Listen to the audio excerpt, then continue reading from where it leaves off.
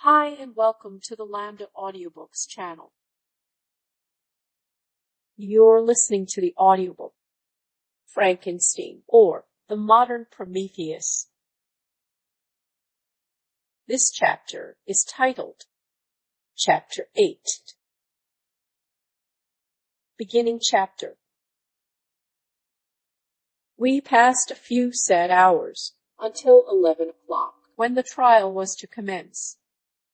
My father and the rest of the family being obliged to attend as witnesses, I accompanied them to the court.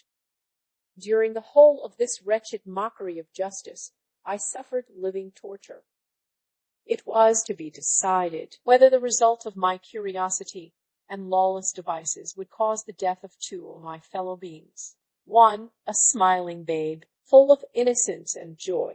The other far more dreadfully murdered, with every aggravation of infamy that could make the murder memorable in horror.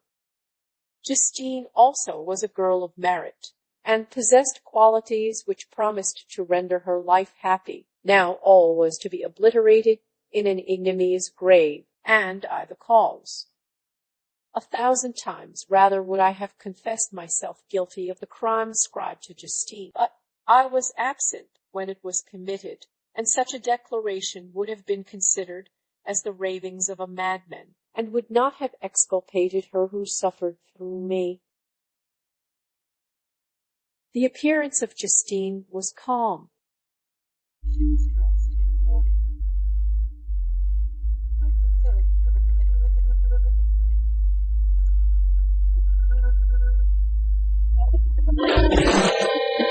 And her countenance, always engaging, was rendered, by the solemnity of her feelings, exquisitely beautiful.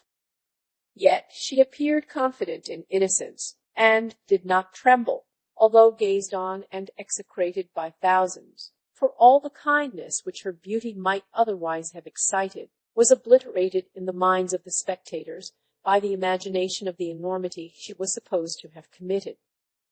She was tranquil, yet her tranquillity was evidently constrained, and as her confusion had before been adduced as a proof of her guilt, she worked up her mind to an appearance of courage. When she entered the court, she threw her eyes round it, and quickly discovered where we were seated. A tear seemed to dim her eye when she saw us.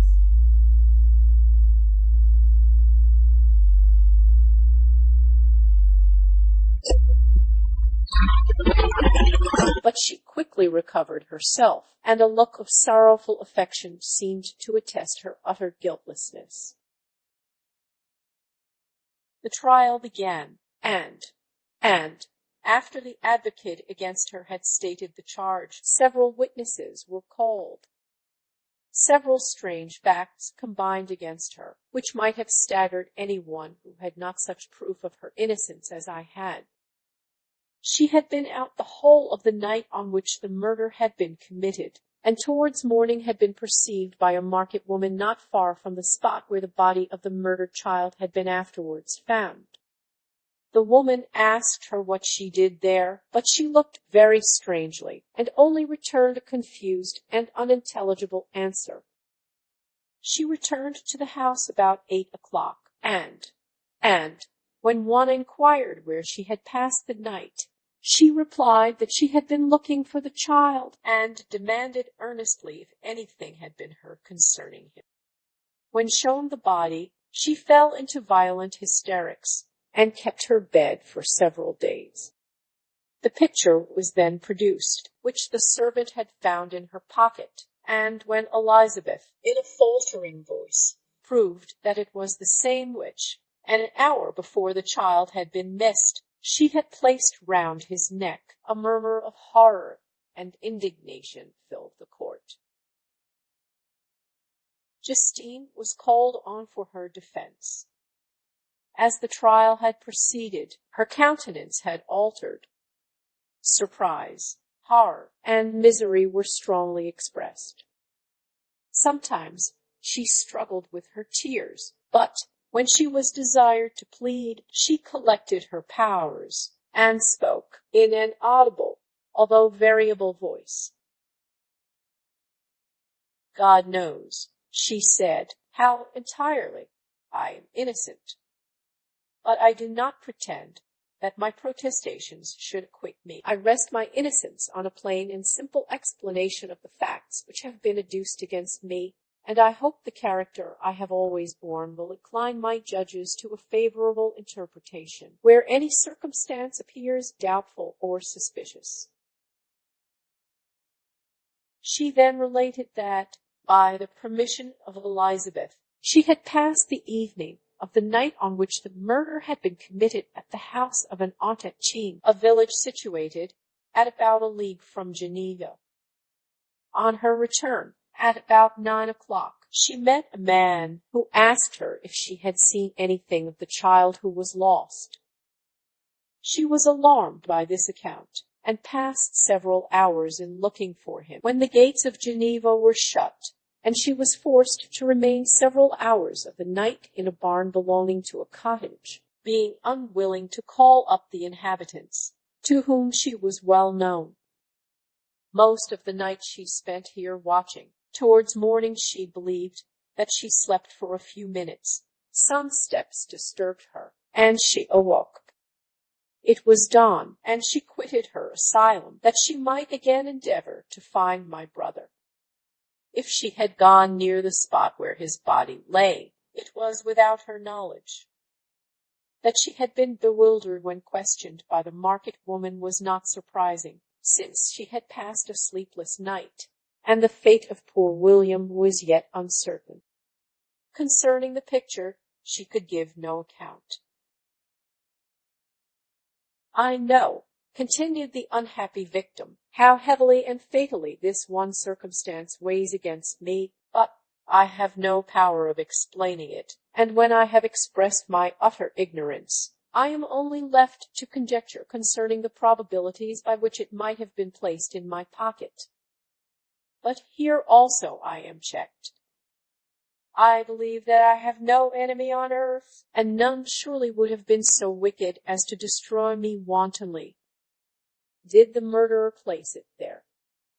I know of no opportunity afforded him for so doing, or, if I had, why should he have stolen the jewel, to part with it again so soon?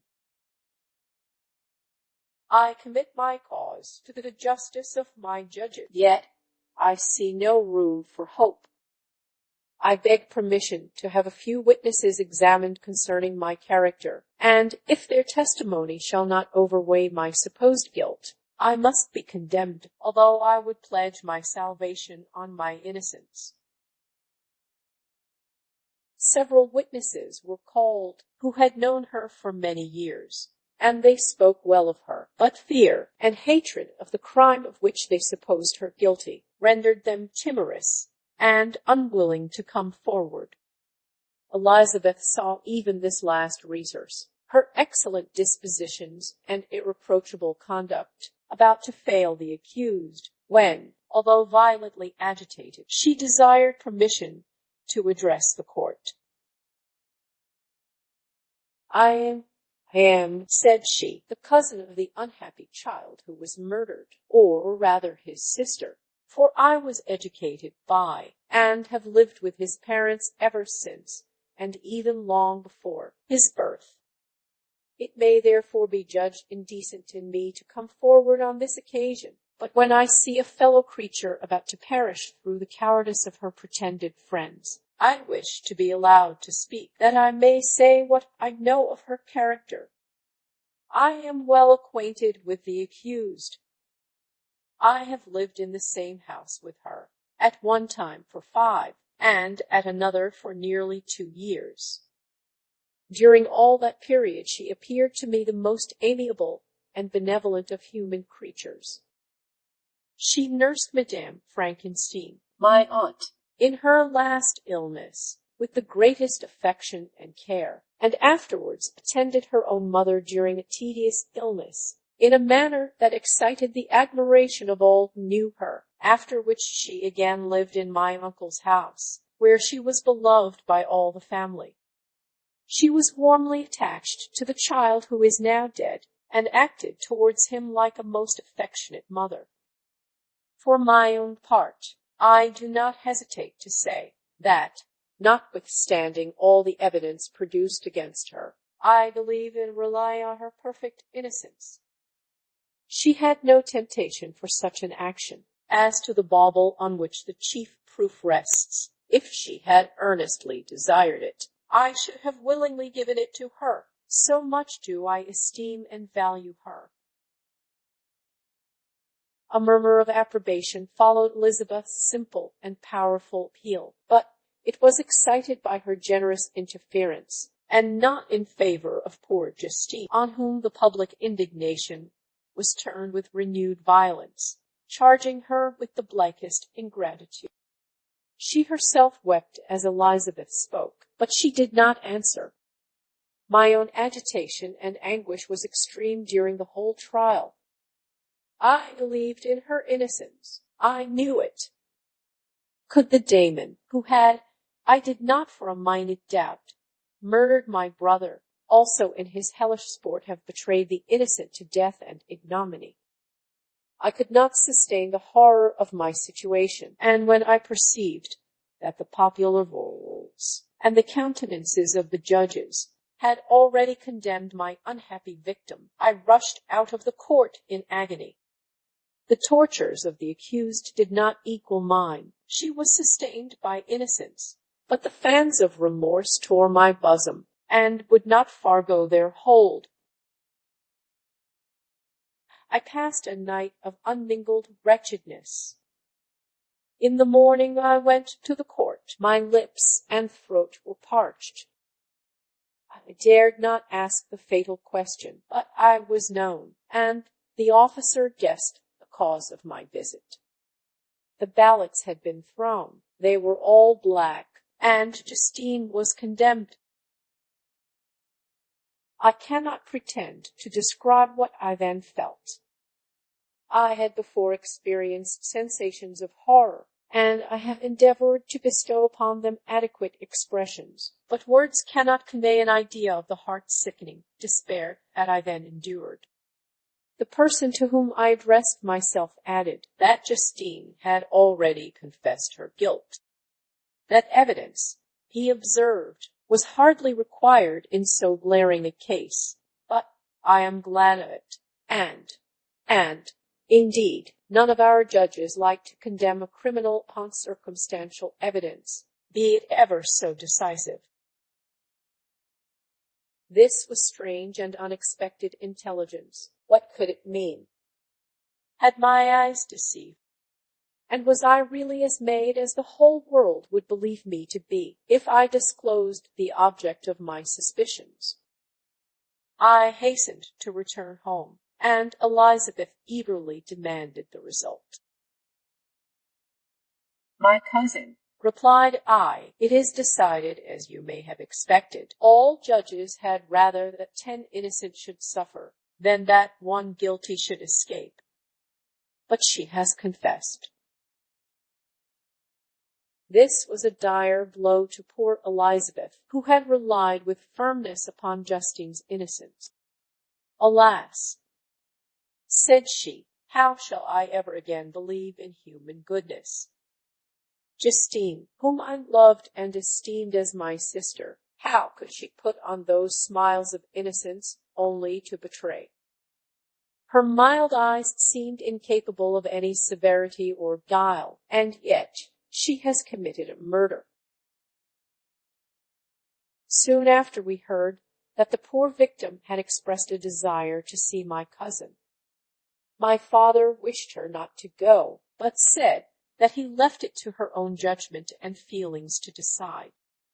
Yes, said Elizabeth, I will go, although she is guilty, and you, Victor, shall accompany me. I cannot go alone. The idea of this visit was torture to me, yet I could not refuse. We entered the gloomy prison chamber, and beheld Justine sitting on some straw at the farther end. Her hands were manacled, and her head rested on her knees. She rose on seeing us enter, and when we were left alone with her, she threw herself at the feet of Elizabeth, weeping bitterly. My cousin wept also. "Oh, Justine," said she, "why did you rob me of my last consolation? I relied on your innocence, and although I was then very wretched, I was not so miserable as I am now. And do you also believe that I am so very, very wicked?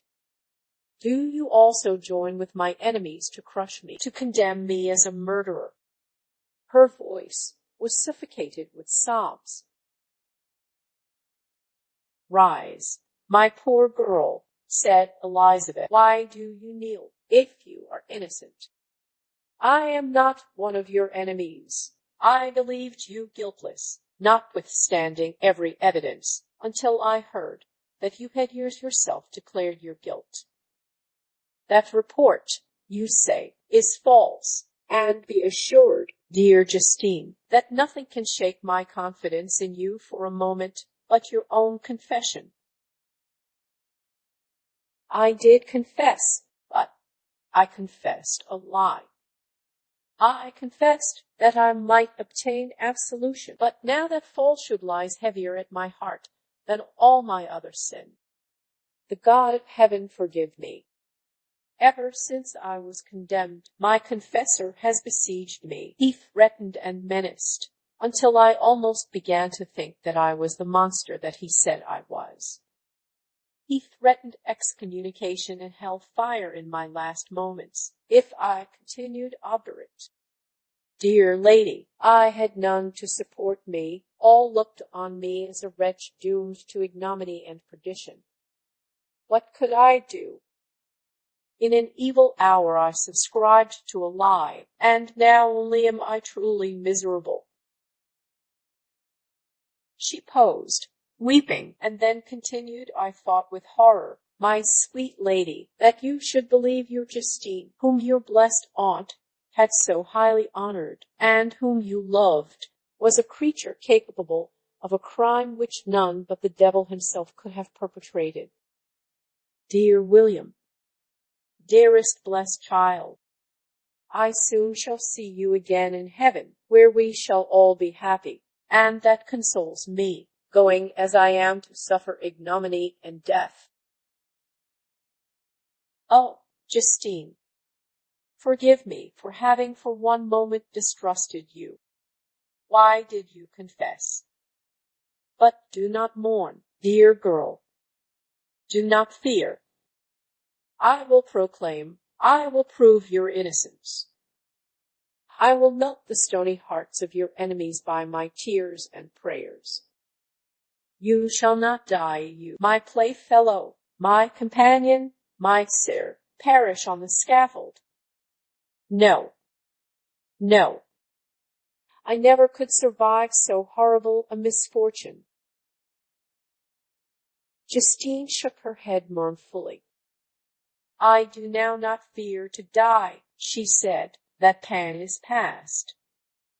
God raises my weakness, and gives me courage to endure. I leave a sad and bitter world, and if you remember me, and think of me as of one unjustly condemned, I am resigned to the fate awaiting me.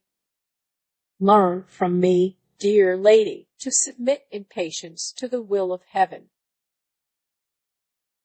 During this conversation, I had retired to a corner of the prison room, where I could conceal the horrid anguish that possessed me. Despair. Who dared talk of that? The poor victim, who on the morrow was to pass the awful boundary between life and death, felt not, as I did, such deep and bitter agony. I gnashed my teeth and ground them together, uttering a groan that came from my inmost soul. Justine started. When she saw who it was, she approached me and said, "Dear sir, you are very kind to visit me. You, I hope, do not believe that I am guilty." I could not answer. "No, Justine," said Elizabeth, "he is more convinced of your innocence than I was, for even when he heard that you had confessed, he did not credit it. I truly thank him.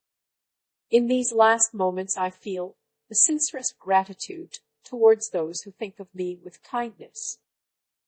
How sweet is the affection of others to such a wretch as I am!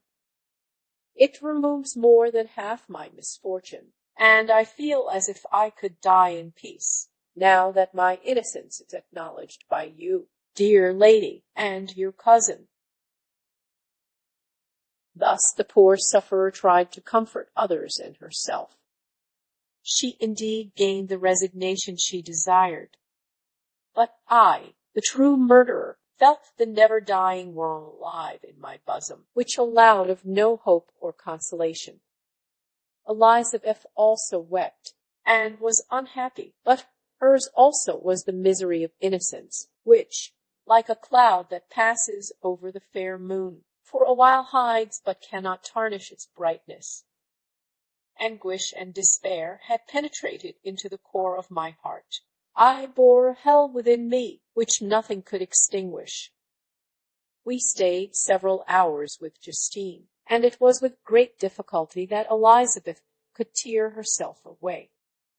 I wish, cried she, that I were to die with you. I cannot live in this world of misery. Justine assumed an air of cheerfulness, while she with difficulty repressed her bitter tears.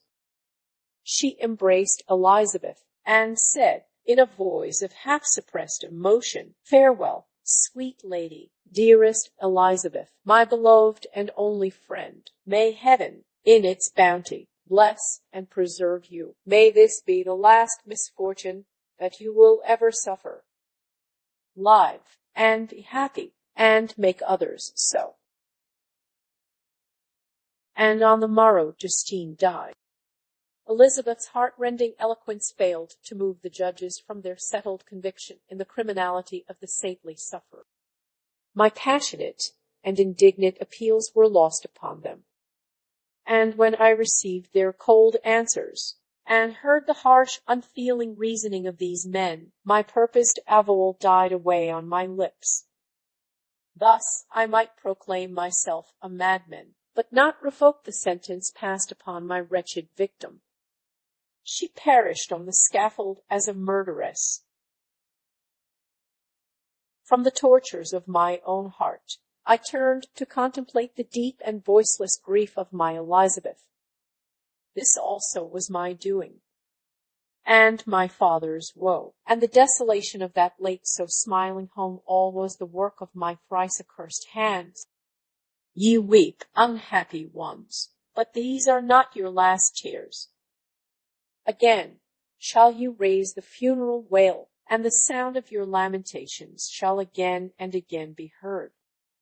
Frankenstein, your son, your kinsman, your early, much-loathed friend, he who would spend each vital drop of blood for your sakes, who has no thought nor sense of joy, except as it is mirrored also in your dear countenances, who would fill the air with blessings, and spend his life in serving you, he bids you weep to shed countless tears, happy beyond his hopes, if thus inexorable fate be satisfied, and if the destruction pause before the peace of the grave have succeeded to your sad torments.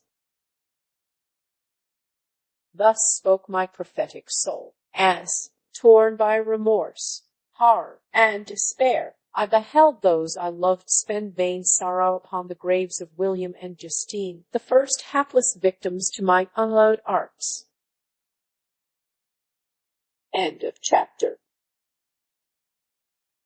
Thank you for listening. If you enjoyed this video, please hit the like button. If you are interested in hearing more audiobooks, subscribe and turn on the notifications to get fresh daily audiobook chapters from Lambda Audiobooks. Until next time.